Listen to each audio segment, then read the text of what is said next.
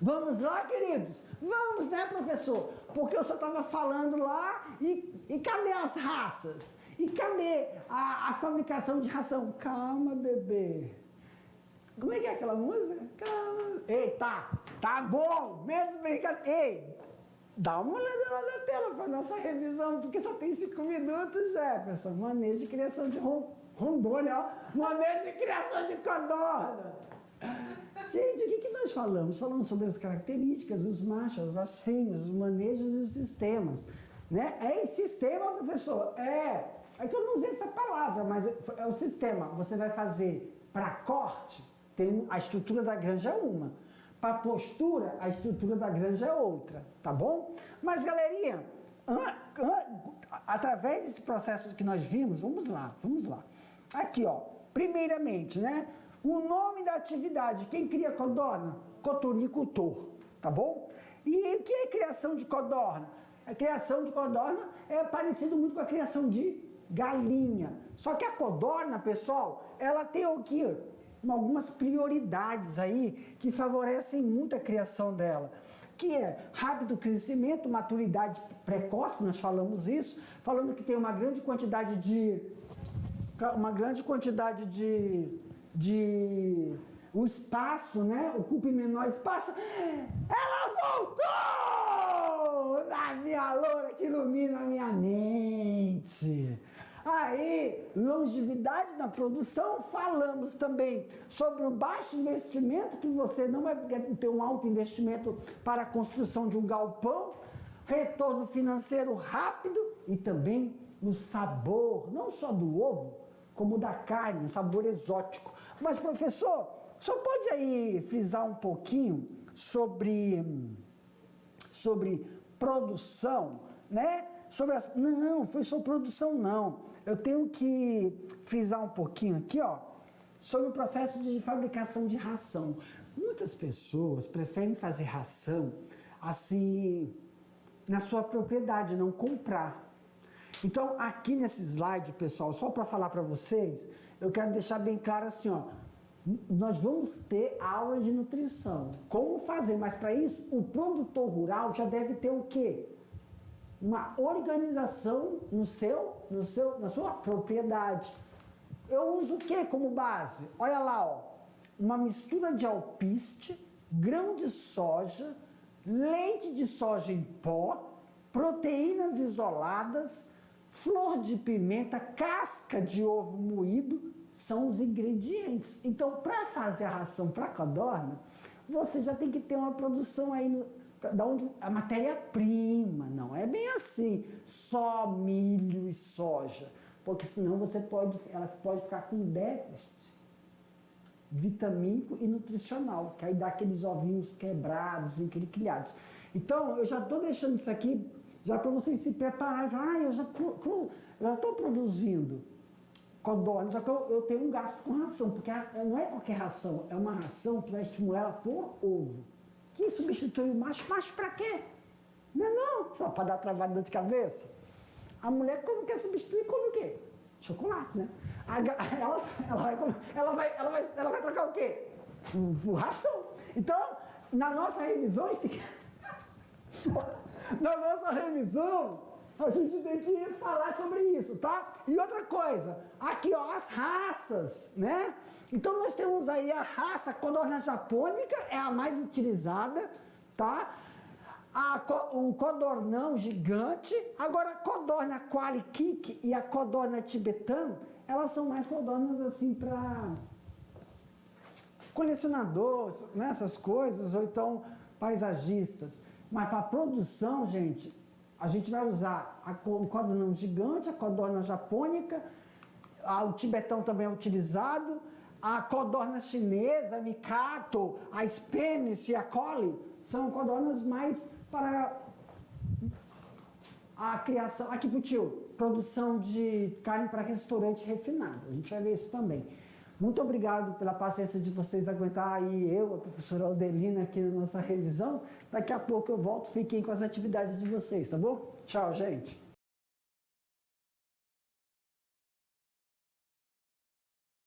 Oi! O que professor estava aí, eu estava aqui só aguardando você. Isso, eu, a professora Aldelina.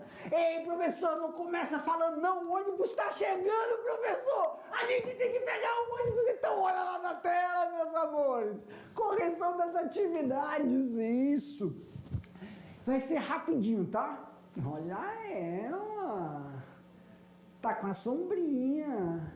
Eu tô vendo a sombrinha dela. Questão. Agora, isso daí vai ficar, meu Deus, tá doido. O que colocaram nesse café do homem? Questão 1. O que entendemos por cotonicultura? Gente, eu vou colocar aqui a resposta, mas vamos lá, ó. Cotonicultura é um segmento dentro da avicultura, destinado à criação de codornas, seja para fins lucrativos ou até mesmo para consumo próprio. A cotonicultura é uma fonte rápida de produção de carne e ovos. Atualmente, muito apreciado por diversas pessoas. Em resumo, cotonicultura é a prática da criação de codorna. Deixa aí para os coleguinhas escreverem, né, se eles esqueceram. Mas, prof, quem realiza essa atividade é chamado como o quê? Cotonicultor. Tá bom? E, galerinha, don't you worry, tá?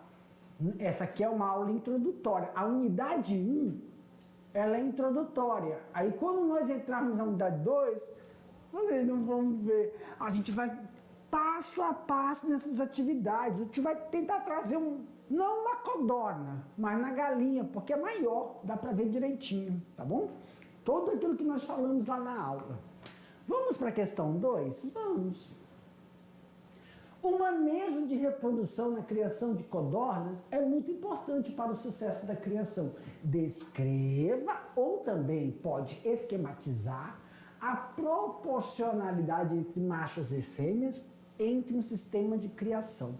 Aqui pro tio, ó, antes de mostrarmos a resposta, aqui eu deixei aberto se você quiser fazer um esquema. Prof, quando o senhor fala assim, eu nem fiz o esquema porque eu não tinha entendido. Quando o senhor fala assim, prof, faça um esquema ou um mapa mental. Você pode fazer mapa mental ou mapa conceitual sobre o assunto, por exemplo, aqui é a proporcionalidade entre machos e fêmeas. Você pode desenhar, desenho macho, a proporção de machos para determinadas fêmeas. Isso dentro de determinados sistemas, lembra? Se você for fazer uma criação mista, significa dentro de um galpão solto, machos e fêmeas, qual é a proporção? Lembra? De 1 para 5. Já estou dando a resposta, mas não é uma resposta incompleta, a gente vai ler direitinho. Se for para postura, lembra que na postura, gente, não tem macho. A postura só são fêmeas. Mas eu sei que alguém pode ter pensado assim, professor, a minha postura é de ovo galado. Também tem essa, eu tenho uma proporção de postura de ovo galado. Aí tem uma proporcionalidade sim, tá bom? Vamos ler juntos, vamos verificar como é que é isso? Dá uma olhada lá na tela. Então olha aí, ó. O acasalamento pode ocorrer durante o ano todo e se dá na proporção de 1 macho para 5 fêmeas. Mas é importante lembrar que machos devem ficar 12 horas com a fêmea e depois tem que ser isolado. Eles têm que ser retirados 12 horas, tá? Com as fêmeas. E isolados 24 horas para, em seguida, acasalar novamente. Quer dizer, tem que dar um descanso pro cabra, né? Alguém é de ferro? Ninguém é de ferro. Ah, tô vendo aí você rindo, viu, meu queridinho? Deixa. Todo macho tem que ter um descanso. O boi tem que ter um descanso. Aqui pro tio. Isso nós estamos falando de ave. Pode ser engraçado? Pode ser engraçado. Mas deixa eu explicar uma coisa. O processo de reprodução tem evoluído muito.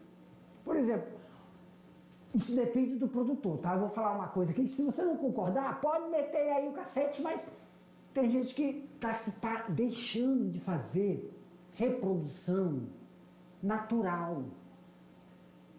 Exemplo, suíno, bovino. Bovino, tem muito produtor que deixa o macho montar. O macho vê né? O macho verifica qual é a novilha que já está ficando boa, né? Para monta, separa ela. E deixa para montar. O que a reprodução está fazendo hoje? Inseminação artificial. Você faz as fêmeas, na suíno, você pega 6 fêmeas e faz ela entrar em cio. A gente chama processo de cio sincronizado. E aí, um macho que tem...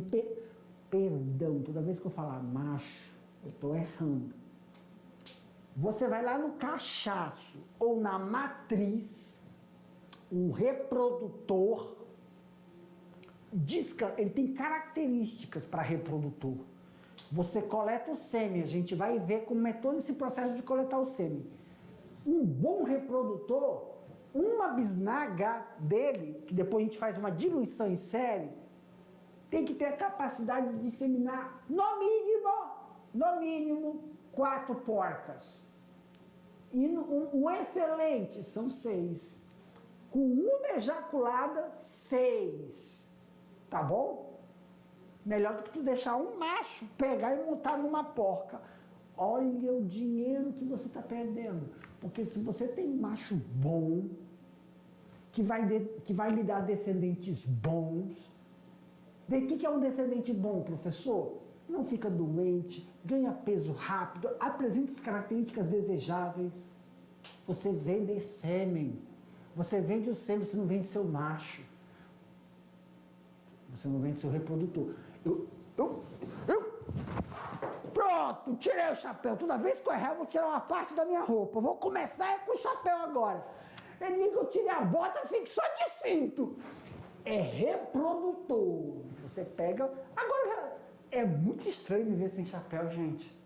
Olha isso. Então, na codorna não tem como fazer essa possibilidade. Tá bom? Então, quando a gente estiver falando de reprodução, por isso que é muito importante, dependendo... No coelho, quando a gente começa a falar de reprodução de coelho, não tem como nós deixarmos somente o quê, professor? Somente um coelho tem que pegar, então, reprodução natural, não tem como fazer inseminação. Então, é muito importante, olha lá na tela, meus queridos, permitir esse descanso de 24 horas do macho.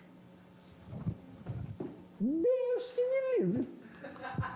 3. A cotonicultura é a prática de criação de codornas atualmente encontra-se bem acentuada nos últimos tempos. Descreva os principais fatores que contribuem para isso. Tá aí, gente. Primeiro, rápido crescimento da ave. Isso significa menos tempo em cada setor. Maturação sexual precoce, alta produtividade, grande número de aves em um pequeno espaço, longevidade na produção e baixo investimento, rápido retorno financeiro e um excepcional sabor exótico. Estas características, pessoal, favorecem muito, viu? Isso aqui, ó, o item 1, maturidade sexual precoce, isso aqui diminui o tempo dentro do galpão. E, ó, mesmo que seja rápido crescimento e maturidade precoce, ainda mantém a alta produtividade. Tomar cuidado, viu? Com o que, professor? Esse item aqui, para manter a alta produtividade, evitar consanguinidade não, evitar o cruzamento entre parentes, lembra? No mínimo 5 famílias. Grande número de aves em um espaço pequeno. É uma ave que em um ano ainda ela produz o ano todo. É um ano que você pode tirar aí dela não só a carne, mas eu estou falando da produção de ovos. Então você tem que ter uma organização para a substituição do plantel, de postura. Baixo investimento, porque isso quando você está falando de corte, tá? O corte tem um baixo investimento. Postura, temos que ver isso aí. Porque postura requer um investimento maior. Nós vamos ver todas as características de corte e todas as características para postura.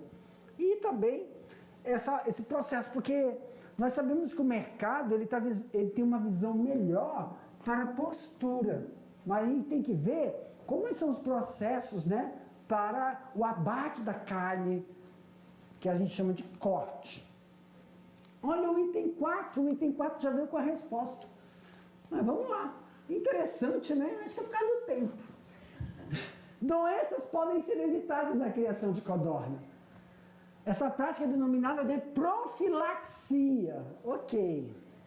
Profilaxia. Vou até assinar. Professor, o que é profilaxia? Profilaxia são todas as atividades dentro da higienização animal para evitar, prevenir alguma doença, tá? Diga os procedimentos de vacinação em um plantel de codornas. Pessoal, primeiro, é a utilização de vacinas, né? As que são mais recomendadas, que são utilizadas, é a Newcastle e Coriza. Em relação a Newcastle e a Coriza, que deve ser aplicada em 21 dias, para evitar a gripe, né? E também doenças respiratórias, aplicada em 21 dias de idade, dentro do aviário, né? Segunda dose deverá ser aos 45 dias de idade.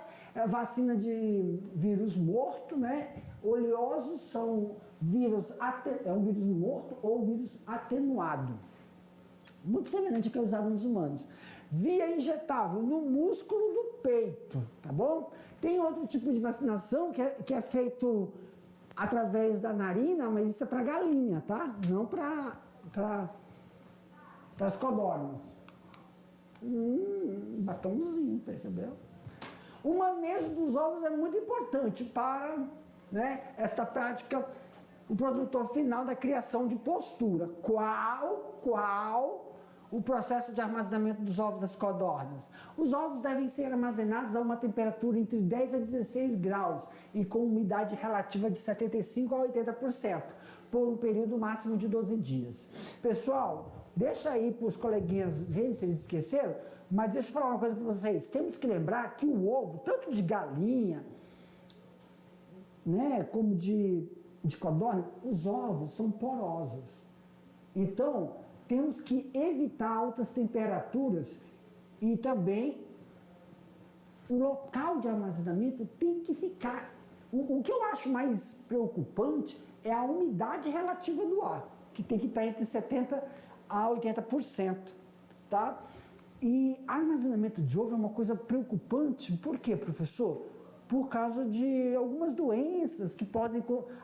Doenças não, não são... Eita, vou ter que tirar outra peça. Não é doenças, é agentes infecciosos, principalmente no ovo, porque o ovo, gente, eu volto só a lembrá-los, ele não é uma carne, ele é uma célula germinativa. Então, dentro do ovo, ele é um ambiente muito propício para que qualquer agente infeccioso que entre consiga se instalar, ficar ali latente. O que é latente? Paradinho. E aí, quando uma pessoa consome, ela pode ter uma diarreia, algum problema gástrico, né? Intestinal, na verdade, intestinal. Mas, professor, a gente não vai cozinhar um ovo? Vai. Aí não mata o agente? Mata. Mas só que a gente tem que lembrar que muitos procedimentos gastronômicos se utiliza o ovo cru, gemada, ou então aquele ovo pochê, ou então, que é feito com aquele negócio branco, viscoso. Não é isso não, pode parar. É maionese, tem que tomar muito cuidado, tá? Tá bom, professor. Vamos então para a sexta questão? Vamos. Aqui, ó. Assinale a alternativa que corresponda à profilaxia da doença da criação de codorna. Ah, gente! Qual é a questão aqui que está correlacionando a profilaxia? Olha só, aeração, vacinação e cambagem? Não. Hidratação, cambagem, aeração, alimentação, vacinação, ventilação.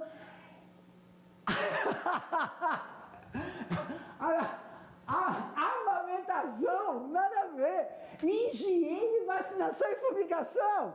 Isso mesmo! Higiene, vacinação e vermifugação, Ronaldo! Nos 19 segundos, finalizando aqui com vocês, meus queridos, não precisa já se levantar da cadeira, correr, botar as coisas dentro da mochila, que o ônibus vai esperar a gente sim! Agradeço pela paciência de vocês, por esse nosso encontro. Até a próxima. Tchau, gente!